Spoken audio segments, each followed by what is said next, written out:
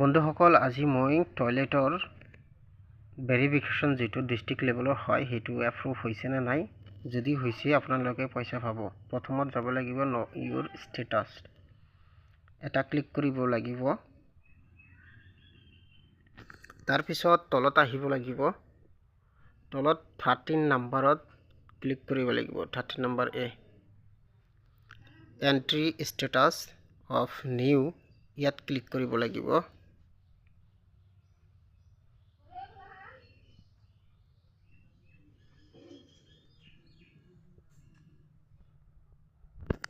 এইটো ক্লিক কৰাৰ পিছত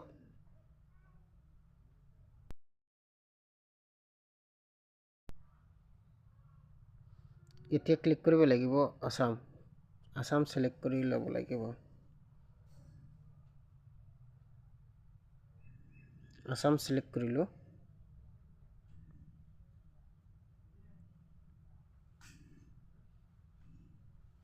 তাৰপিছত বৰপেটা সিলেক্ট কৰিব লাগিব। বৰপেটা সিলেক্ট কৰাৰ পিছত ব্লকখন সিলেক্ট কৰি ল'ব লাগিব, কোনটো ব্লক হয়।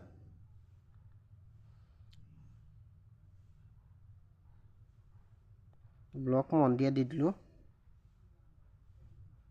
যাৰ যেটো হয় সেইটোৱে সিলেক্ট কৰি ল'ব লাগিব। এতিয়া আহি গ'ল ডিটেইলছ।